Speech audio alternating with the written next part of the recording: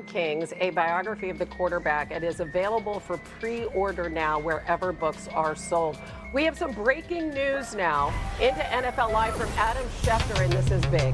The NFL has suspended Vikings wide receiver Jordan Addison for the first 3 games of the 2025 regular season for violating the league's substances abuse policy.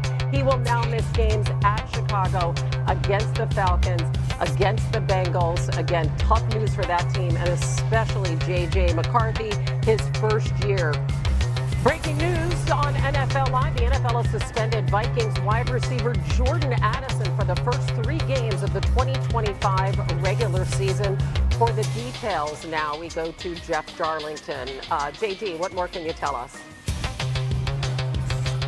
Well, Hannah, this is a 3-game suspension that is for substance abuse, but this is actually something that requires a little more context. Addison was arrested for DUI last year. He pleaded down to a lesser charge. So this is related to that. The wording obviously is being used that it's the substance abuse situation. The suspension is for that, but this is all related to that DUI. So this then will go away in terms of the punishment from the NFL. This is their final punishment as a result of that situation. So again, a 3-game suspension for the Vikings' number 2 wide receiver. Obviously very impactful considering J.J. McCarthy, a quarterback, is trying to establish himself as the franchise guy. Right. Those first 3 games would be at the Bears, the Falcons, and the Bengals. They don't meet a playoff team until they play in Dublin against the Steelers in Week 4. So obviously this affects defenses on the other side. They're going to be able to concentrate on Justin Jefferson. What does this mean for McCarthy and the Vikings offense as they try to get going with a new quarterback who essentially is a rookie? You mentioned Justin. Yeah, you mentioned Justin, Hannah. He's been dealing with an injury himself, so he hadn't had that great of a time with J.J. McCarthy in camp either. But here's the deal, man. Like, as a rookie quarterback coming into a system, all of the confidence in the world and what Kevin O'Connell has been doing offensively. We saw him resurrect Sam Darnold's career. J.J. McCarthy was the guy that they chose, right? So now it's about positioning him. And look, I guess the silver lining in a situation that's not good is that now you prepare to not have Addison, which gives this coaching staff an opportunity. Naylor is still there, who stepped up big for him at the wide receiver position as well in some games. But I think ultimately for a young quarterback, now it's about finding within. Like, the run game is going to become more prevalent. This defense is still really, really good under Brian Flores. So it may be more of like, let's play mistake-free football. Let's find the plays where we can be explosive downfield, but more importantly, play a complementary game until you have your 4 requisite weapons with Jordan Addison coming back, because he did develop into a deep threat for Sam Darnold last year, and J.J. McCarthy is going to want to have that back before they start opening this offense up. All right, we have more breaking news to get. I'm sorry, did you want to add something, Schrags? Go ahead. I was just going to say, you get a month now to get those guys going. You mentioned Naylor, Felton's there, Rondale Moore, they went and signed. Like, you've got a month now, so you better have a number 2 wide receiver. This can't be one of those where they're looking around in the huddle week 1 and say, what do we do without Addison? I think they'll be prepared. Exactly. It looked like a relatively maybe soft beginning for J.J. McCarthy, which just got a lot more challenging. And as I mentioned moments ago, speaking of young quarterbacks, Browns rookie Shedeur Sanders is expected to start Cleveland's preseason opener against the Panthers. How about that? First reported by Mary Kay Cabot, and that was confirmed by Shefty, and he's been dealing with some shoulder soreness as well. Schrags, what do you think about this? I perked up.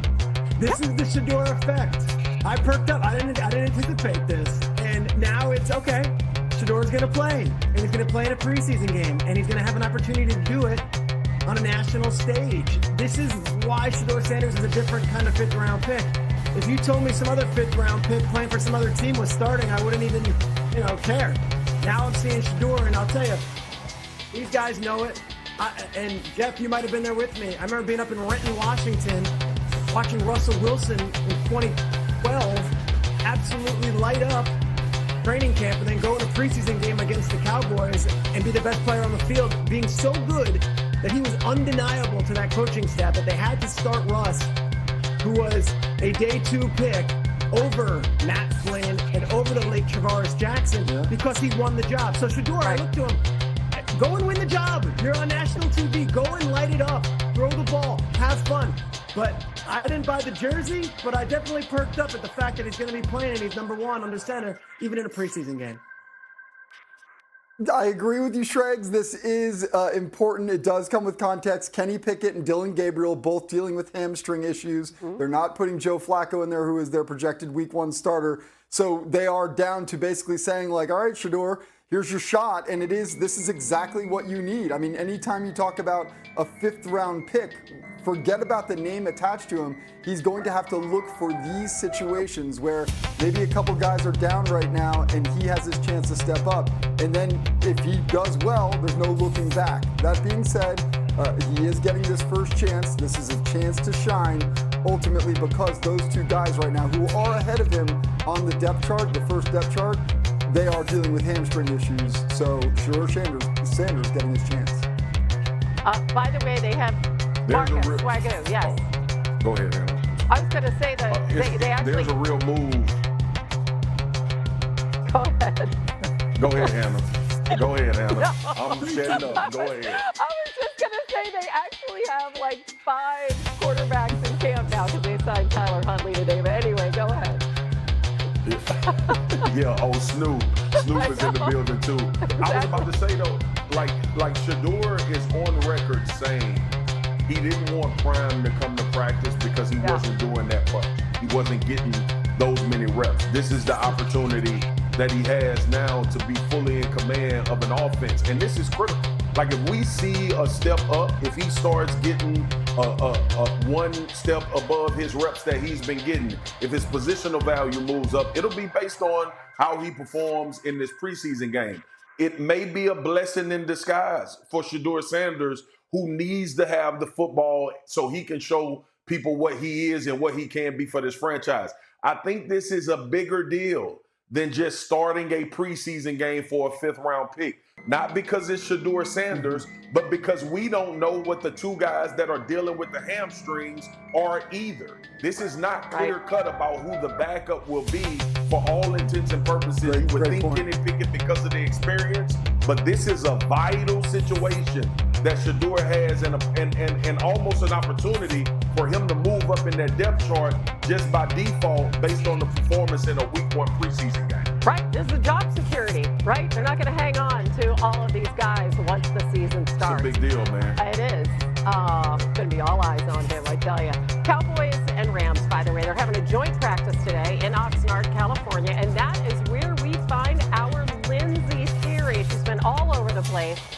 Lindsay, let's talk about the Rams because they have a concern. At quarterback, Matthew Stafford is now seeing a specialist for his back issues. What's the latest? What's going on there? Hannah, Matthew Stafford has seen that specialist twice for his back issues, and you mentioned it. There is some concern around the Rams almost 3 weeks now into training camp, and Stafford has yet to practice. He will not practice again today in their joint workout against the Cowboys. As you see, he is arriving. He is here, but he will not be throwing the football. It's going to be Jimmy Garoppolo, first-team reps, and as we know from covering Sean McVay, he puts a lot of emphasis on the importance of these joint workouts because he does not play starters in the preseason. As for Stafford, McVay has expressed some optimism about the progress there, saying he is progressing. Yesterday during a jog through, he did work out on the side. As for the details of that workout, Sean McVay said, ask the training staff. Well, the training staff just walked behind me. I asked them. They laughed and said, we absolutely can't tell you how things are going. We have to say officially no comment. But again, there is some optimism. Sean McVay says they want to work him back into football, and hopefully in the near future, they will get him back out here, but he had no firm timeline has been established. Listen, Lizzie, I know you can break them down. Just hang in there. I know you'll get some more information. Yeah. One thing we do know is I won't stop, Hannah. Yeah, I know you don't. Neither does Stafford. What a tough guy. We know all of the injuries and things that he's played for throughout the years. Lindsay, these are depth charts of the preseason, so we're going to provide some depth perception, try to read the tea leaves a little bit here. We're going to start in Jacksonville, where the initial depth chart has Travis Hunter as a starting wide receiver and a second-string cornerback. Swagoo, what do you think when you hear that? I think he's a Hall of Fame corner, but obviously, what the hell do I know? I only been around football for a long time. We know Travis Hunter is supremely talented. He can play wide receiver at a very high level in the NFL, and he's talking about going both ways. But listing him as a wide receiver obviously has a phenomenal connotation, and I don't want anybody to forget that Brian Thomas Jr.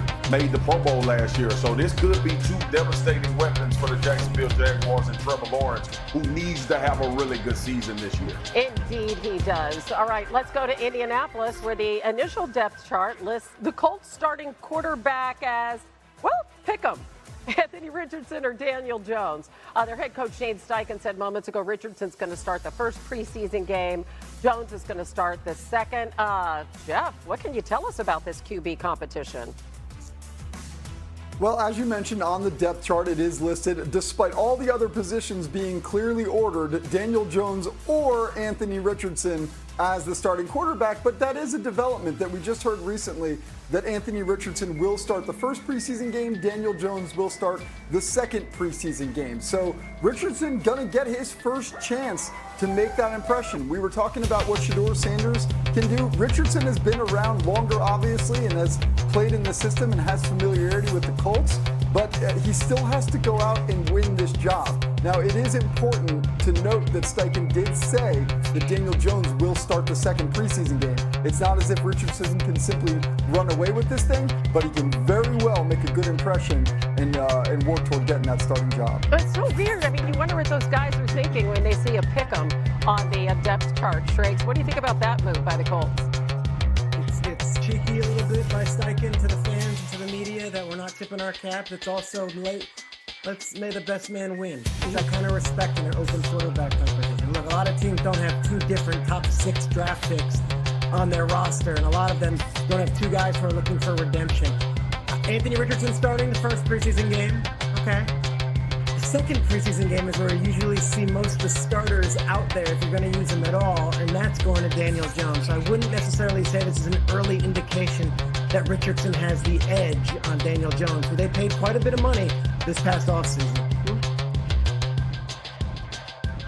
I think to your point, Peter, Daniel Jones has the edge, because if you're trying to see if Anthony Richardson has made a progression, you play him in as much preseason as you can. Obviously, injury always comes up, but this is a guy that needs to prove some things about playing the quarterback position. This is a real competition. Obviously, everybody knows that.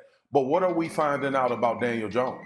What is he going to do new that we haven't seen him do playing quarterback outside of, to your point, Peter, potentially being out there with the starter?